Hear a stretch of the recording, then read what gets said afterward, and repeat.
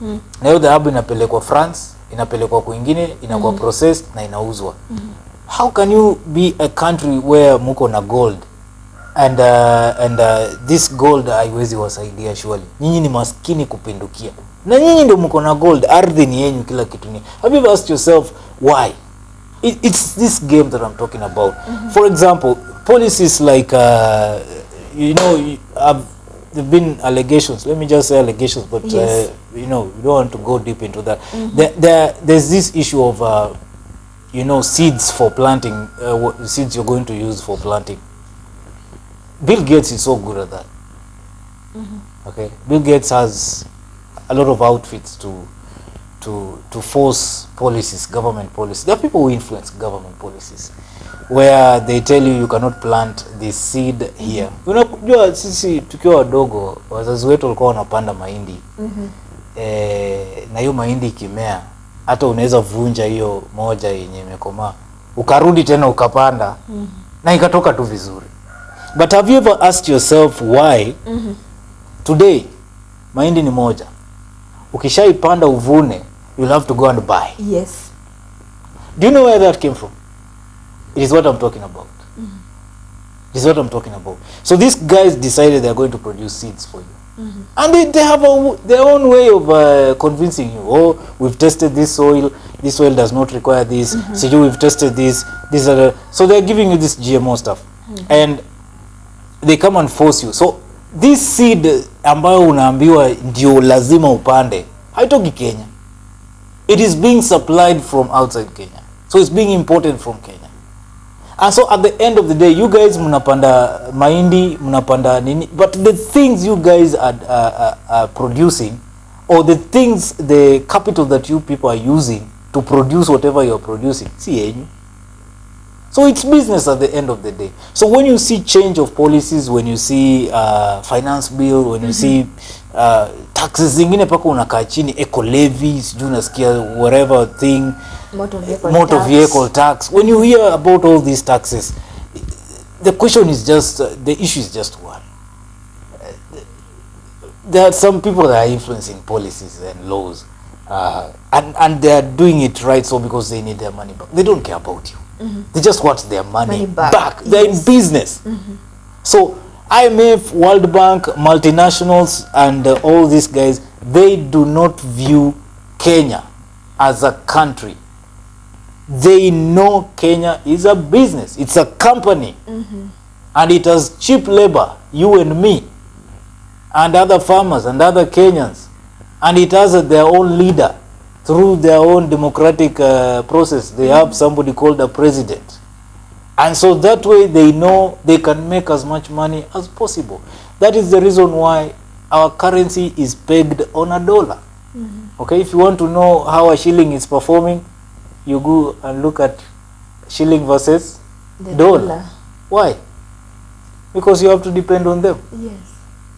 Your value is determined by them, not you.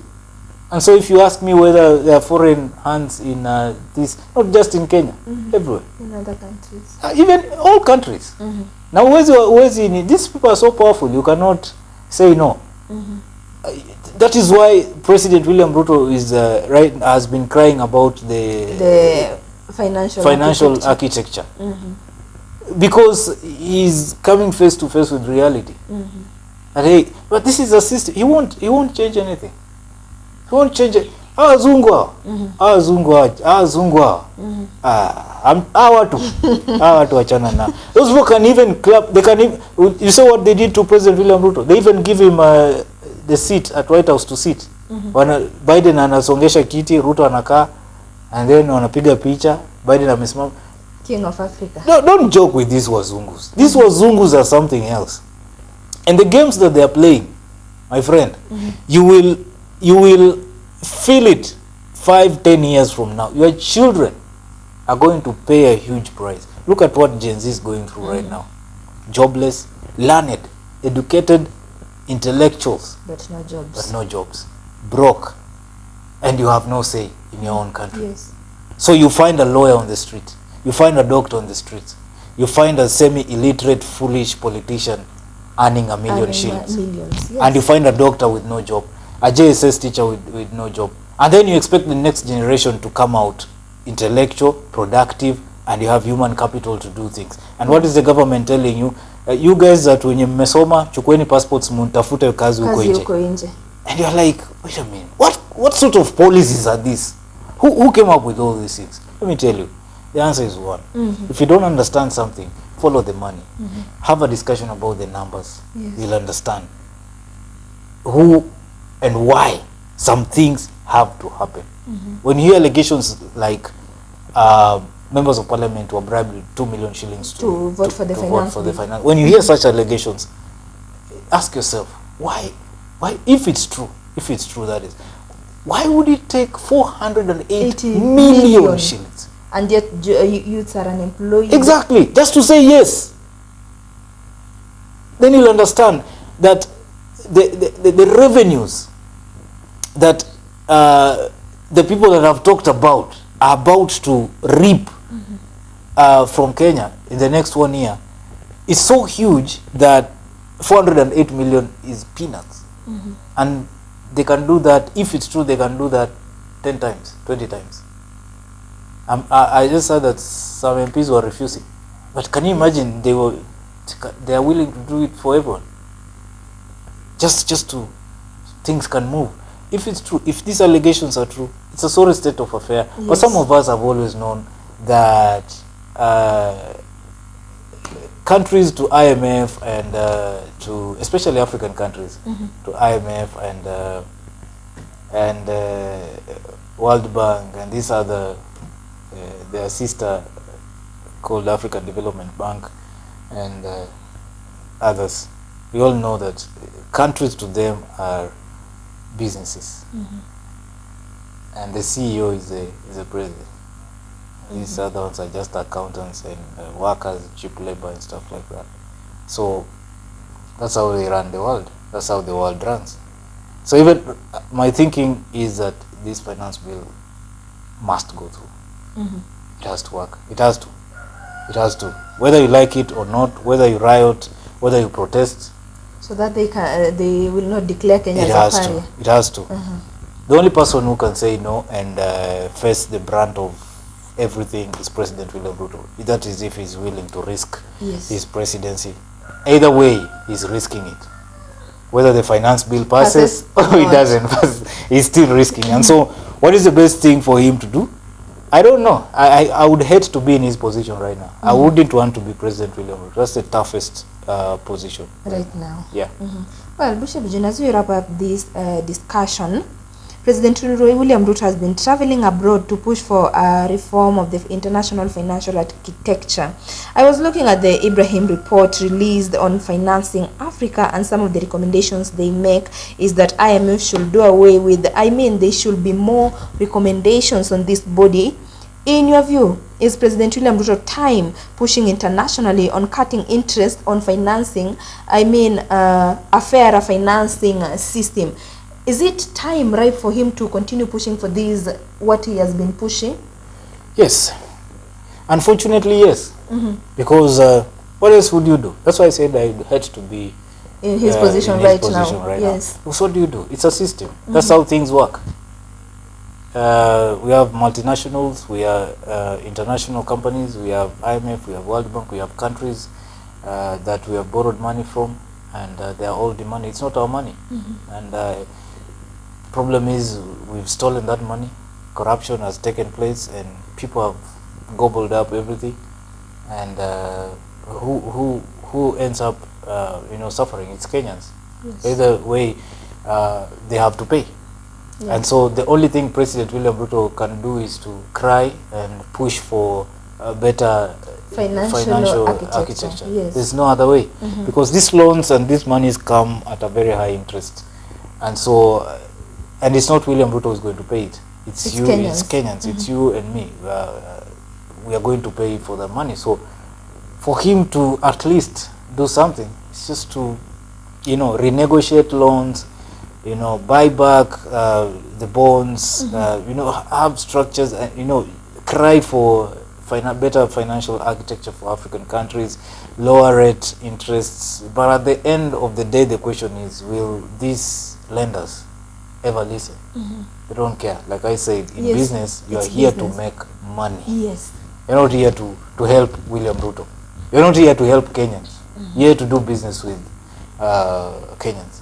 So the PR and the diplomacy only works when people are getting their money.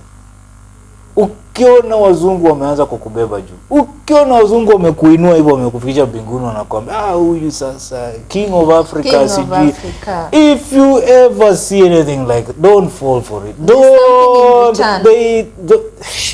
Those guys will bring you down. Saizi si polisi wa Kenya wanaenda Haiti ama sijui hata washafika. Go back to history. It is this United States of America that destroyed Haiti. The same United States of America has come to elevate William Ruto to the highest position in Africa. And then they tell him, take those guys to Haiti. Let them go and fight. They want something in return. Of course, they want to loot again. America has committed a lot of atrocities. There's a lot of good that America has done. But again, it has committed a lot of atrocities, destroyed countries. The biggest financial World Bank is America. America wakipull out of IMF, World Bank nonsense, it collapses. Kenya ina contribute pesa ngapi kwa hiyo fund? Kenya ina contribute pesa ngapi kwa Africa Development Bank, in that fund for Africans? It's almost nil. Yes. It's a little money. So it's a pity that what we are talking about right now is global governance. It's a global financial system. Sad, it's a system. Yes. And every African is a victim. Whether you like it or not. You can kill your president, you can do whatever you want to do, but until you get a president who is willing to pay the ultimate price and say Kenya for Kenyans, until you get a Magufuli or something.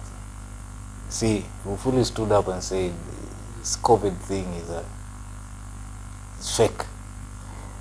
We've tested bananas, we've tested dogs, goats, all of them have COVID. This thing, it seems like there's something wrong somewhere. And it is alleged he paid the ultimate price.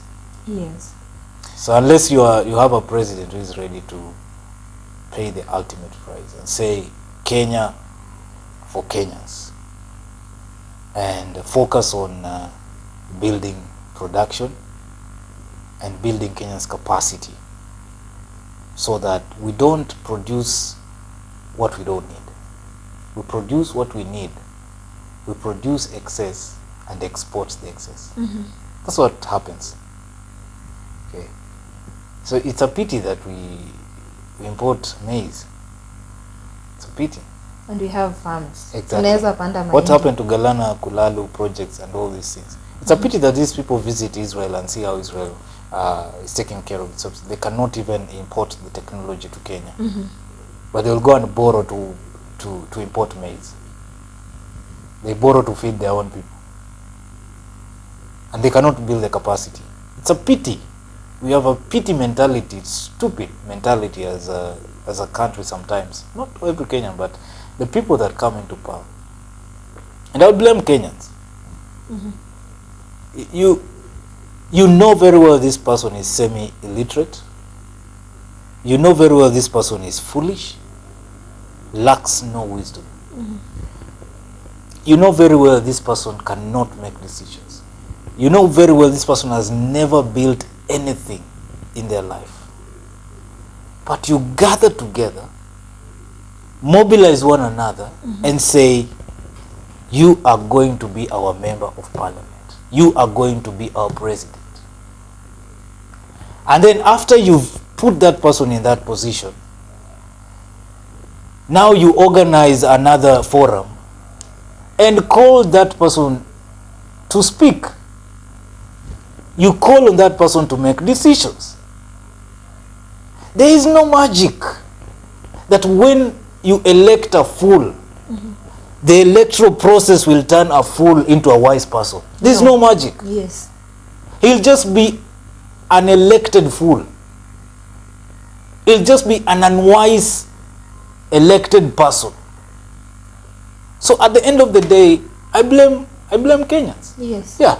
You know very well this person has no wisdom. This person has no plan. This person is a liar. This person has never built anything. This person has no morals. You know it. But you elect the same person. And then now you sit back and say, now give us wisdom. From where? Do you think electoral process wipes out foolishness? No. It doesn't. And so that's why I said, until we get leaders who are ready to pay the ultimate price and say enough is enough. If you come from a certain constituency as a member of parliament, you say, I don't care. Yes. I'm going to stand with my people. Yes. If my people say that is not the right way to do things, I will side with them. Yes. Until we get such leaders. But once you elect these sycophants, semi-literate, foolish, unwise leaders, and then you expect wisdom from them, then you're wondering, why are you wondering? Unashtuka nini? Ni hizi vitu sulikuwa unajua. You thought electoral process ina wipe out ujinga. I wipe out ujinga. The person just becomes an elected fool who can't make decisions. In fact, if you look at parliament today, I don't think Kenya needs parliament. Yes. I don't think Kenya needs parliament. Those guys should go home, all of them, in my own opinion. Yes. You should look at the sycophants, the corruption. You should look at, when they open their mouths to speak, you feel like putting earbuds on your ears and just, no, like you don't belong to this country. Who is this talking? Who elected this person? Who woke up very early in the morning to go and vote for this person? Didn't you see this nonsense? You didn't know this person. I thought when you're electing somebody from a certain constituency, you know that person.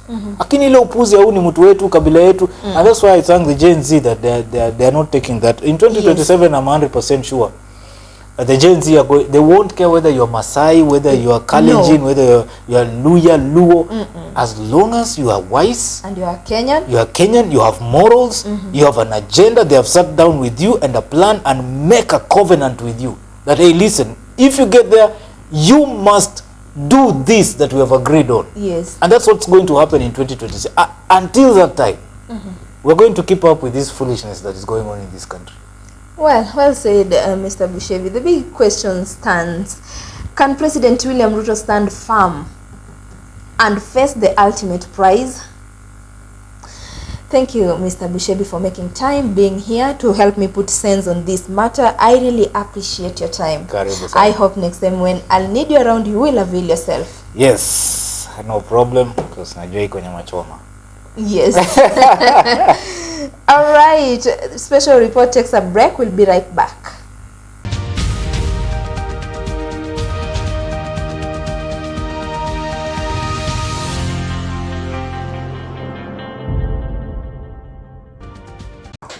Welcome to our humble abode, the birthplace of countless tales. This diverse land is home to a multitude of faces, each with their own unique story to tell. United by a common purpose, we strive to deliver independent and trustworthy news. Maisha TV, the proud recipient of the prestigious Kuza Awards Gold, brings you over a decade of news expertise in Kenya and Africa. Join us in our mission to uphold the fundamental right to accurate information across the continent. At Maisha TV, your voice will resonate, which is why we proudly present Maisha TV News.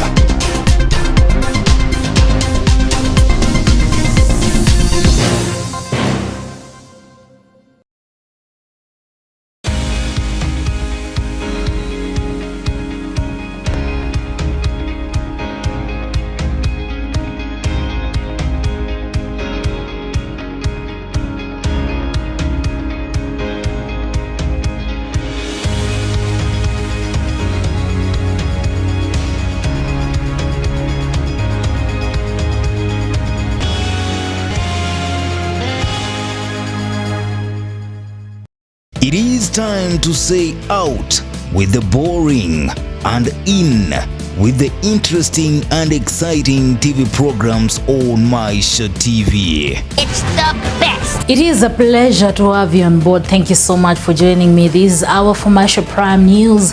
Here on Maisha TV, the session where you choose it, you watch it, and you definitely love it. I come from Mount Elgon. But through this program, we're going to learn a thing or two about being rich. Welcome to Be Your Own Boss program.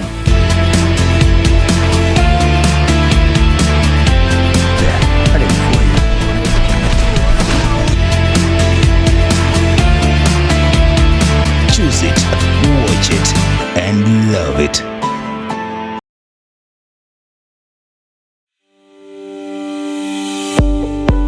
Navakholo Technical and Vocational College in Navakholo Sub-County of Kakamega County is a center of excellence in building and civil engineering. The college management is happy to announce that the May 2024 intake is on for holders of KCSE certificates for Level 4, Level 5 and Level 6 courses. You are eligible for a government scholarship, loan and bursary to assist with your education expenses. If you need government financial support, you must make an application for consideration through the official website www.hef.co.ke. All our building and civil engineering courses, computing and informatics courses, hospitality and institutional management courses, mechanical and automotive engineering courses, electrical and electronics courses, business studies courses are TVET and CDAC examinable. For admission, you require a copy of KCPE and KCSE result slip or certificate, a copy of birth certificate, a copy of national ID card, 2 passport-size colored photos, 500 Kenyan shillings application fee which is non-refundable, 1,500 shillings COOPS registration fee, 1 ream of ruled papers, 1 ream of printing papers, and other requirements as per the demand of the course. All correspondence should be addressed to the Principal, Navakholo Technical and Vocational College, PO Box 766 5100 Kakamega, or email at navakholotvc@gmail.com. Our college is about 1 kilometer from Navakholo Division Headquarters near Chebuyusi Secondary School. It is also about 400 meters off Kakamega Nambacha Bungoma Road. For excellency in technical life, choose well. Choose Navakholo TVC. Welcome one, welcome all.